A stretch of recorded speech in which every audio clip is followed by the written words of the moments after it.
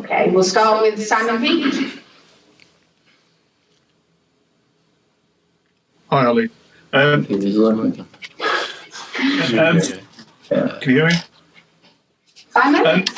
Yeah, can you hear me? Yeah.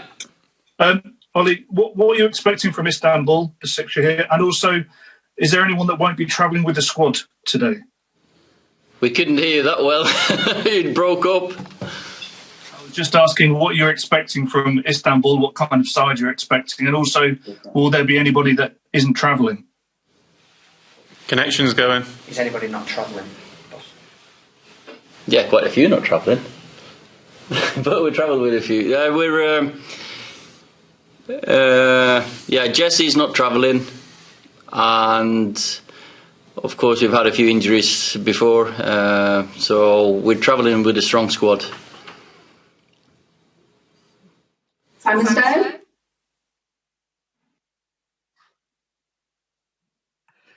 Hi, Harry. We've asked this to Ollie a few times, but can you explain why Manchester United have been so good in the Champions League, yet so poor in general terms in the Premier League this season? Keeps breaking up. Yes, why are we good in the Champions League and not so good in the league? It's not something obviously we can put our finger on. We take every game as it comes. We don't look at it as a Champions League game or a Premier League game. We just go into the game and try and win the game. That's our motive every match we play in. Obviously, our Premier League results haven't been as successful as our Champions Leagues, but we go in with the same focus, the same preparation, and obviously we're focused on tomorrow night's game, which is a Champions League one, and hopefully we can put in a performance which we've shown this year we can do in the competition. David McDonald?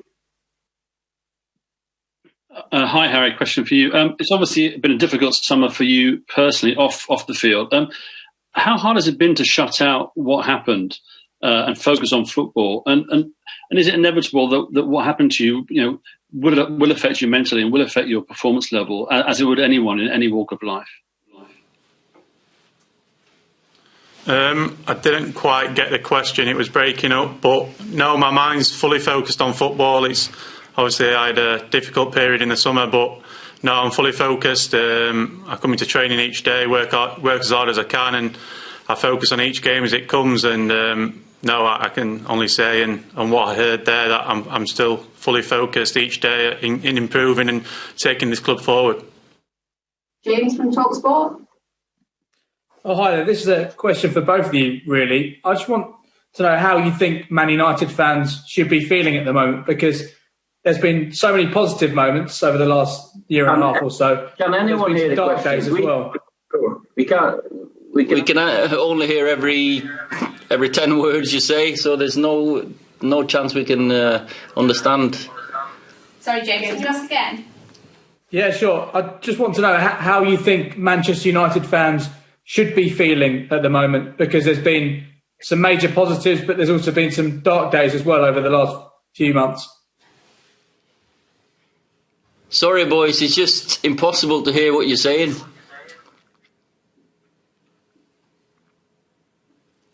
There's no internet in Manchester.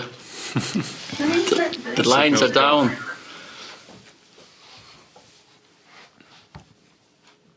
It's there. Then you can read the question.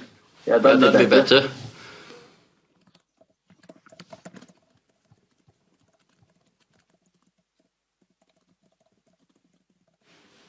Probably. Is he typing it?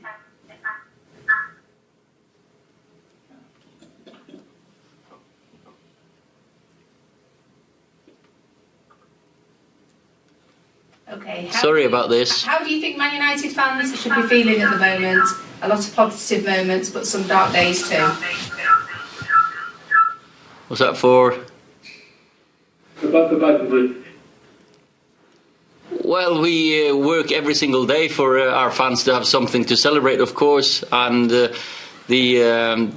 process we're going through, the players are working really hard, they're very focused, and of course, hopefully we can, on tomorrow night, we can stamp our authority on this group and start with 3 straight wins, which we're working towards now.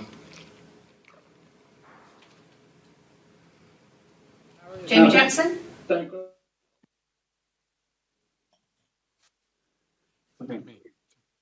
Don't know. Jamie? Hi, Ollie, can you hear me? Yeah. Yeah, we can hear you actually. Ah, nice one. Right, just me and you then. We'll just do this, yeah? Just with regard to Paul Pogba, you still hear me? You keep breaking up. We can hear half of your sentence. I'll type it. Sorry about this. No problem. Worked perfectly before.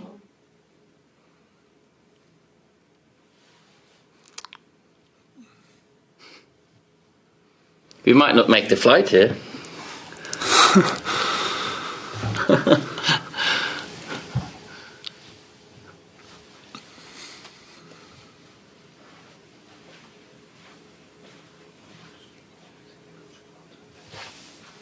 Okay, read Paul Pogba. Is there a chance he may never fulfil his potential while at Man United? As he can be frustrating. Every player is frustrated himself and disappointed after the defeat, and we need consistency from every one of our players, and that's what we want. And Paul's been going through a difficult period with an injury last season, and the COVID now. He's working up to fitness, so I think we've seen plenty of positives lately. So hopefully that can continue. Okay, next question's for Harry from Samuel Luckhurst. Roy Keane said there are no leaders in the squad. Do you think his comments were fair? Well, I can say I haven't seen his comments, but we don't look on what's happening, especially after a negative result. We don't bring the negativity into the place. We stay positive, and I can for sure say that there's a lot of leaders in this squad. I'm the captain, and I've got a lot of leadership around me as well, staff and players. So no, for sure, there's a lot of leaders in this squad. Okay, question from James Cooper. How much of an opportunity are the next two games to get the 10 points needed to qualify? That's for Ollie. Well, we've started very well with the first two games and two great results. Now we've got a chance to get three against a difficult side. They've done well both against Paris and Leipzig, so we know it's going to be a difficult task, but we have a chance. If we play to our best, we hope to get those 4 to 6 points that we need. Now it's about 3 points tomorrow night. Okay, question for Ollie from David Facey. What do you make of Paul Pogba's explanation that he was out of breath? When he is injury free, he must be one of the fittest players. Any situation, you're a fit lad, and Paul knows that exact incidents he could have dealt with better, and he's held his hand up. But that's how it is in a game of football. It's high tempo, intensity, and as I've said, the fitter you are, the more you can do, and that goes for every footballer around the world. For Harry, it's been For Harry, how do you get more consistency across Premier League results and form? The main thing is working hard, coming into training each day, trying to improve. Obviously, we want to be consistent. I feel at the start of last season we was a bit inconsistent in our performances and the results shown in that, and then we found some consistency after the lockdown period, and we managed to achieve obviously third in the Premier League and reach Champions League football. So we've got to find it within ourselves, we've got to find it within the group, but only what I can say is it's got to come from working hard, training hard, and be willing to listen and improve. For Harry, it's been a difficult period. How do you switch off from social media criticism you get? Don't go on it, don't read it. But Ole, do you think you've made yourselves one of the favourites to win the Champions League given your first two results? You know, results, they can sway the whole picture so many times. Sometimes there's fine margins in games, and we've had some good games where we've not got the result we've deserved. These two, of course, show the quality that we have, but we're not going to get too far ahead of ourselves. We look forward to the next game, as Harry says here as well, keep working to get our consistency, because us at our best level, we can beat anyone, and that's how we need to go into every game thinking. For Ollie, there's been a lot of experimentation in team shape and personnel recently. Is there a challenge having so many options? It's always positive to have options and ways of playing. We have of course, a style that we want to play, and sometimes. But the thing is, it's 11 players who rotate and who fill different roles and fill different positions. So sometimes you can look at it as on the paper as 4-4-2, diamond, 4-3-3. Doesn't matter. The principles are still there, and the style that we want is still there. And for us, sometimes when we start with 3 at the back, that's the same as when we're 4 at the back, because we build from a different position, and it's just the way football is. It's not like in straight lines and stand still in that position. Question for Ollie. Might we see Dean Henderson play tomorrow? Only played 2 matches since returning to the club, and it's hard to see where the opportunities come with De Gea clearly number 1 in league matches.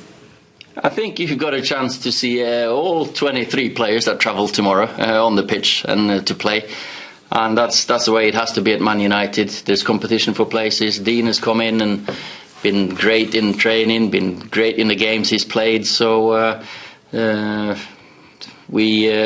see the team when we start. David has also played really well lately, so I've got good options.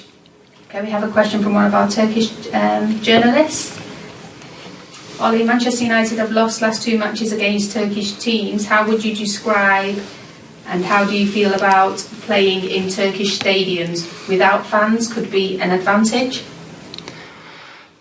I think football now is really affected by the virus, of course, and the environment is not as it normally is. Away games against any opposition, but in Turkey as well, you've got fanatic fans, passionate fans, enthusiastic fans, and of course, to have the home fans with you is an advantage. That's proven.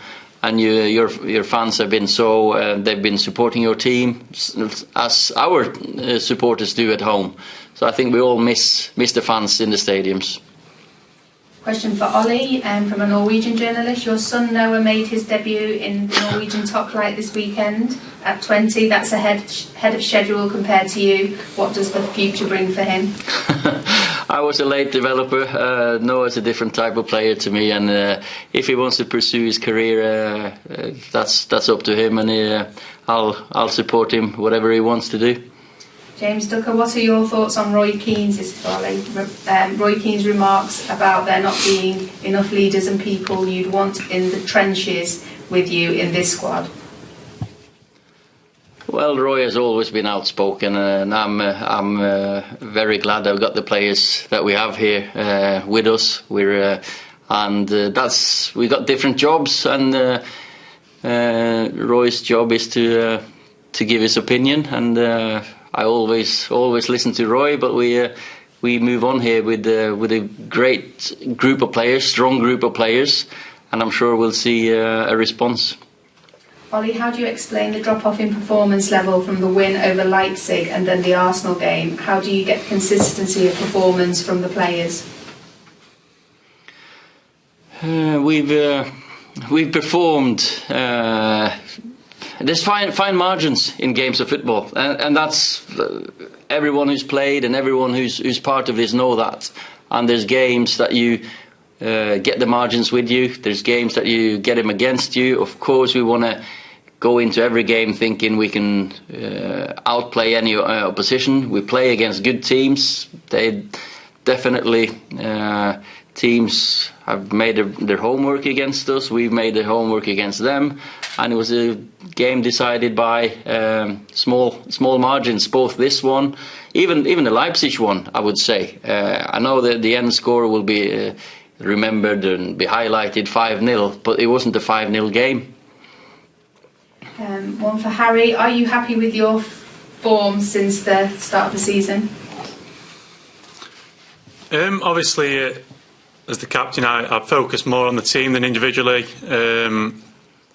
We started the season off defensively, not in the best shape. Against Crystal Palace, we was too open, and then Tottenham, we let ourselves go, especially when we went down to 10 men, and to concede 6 in any game, especially for this club, isn't good enough. So we've worked hard on that since we've come back from the international break, and now I feel like since the international break, defensively we've been really good. We haven't conceded many chances at all.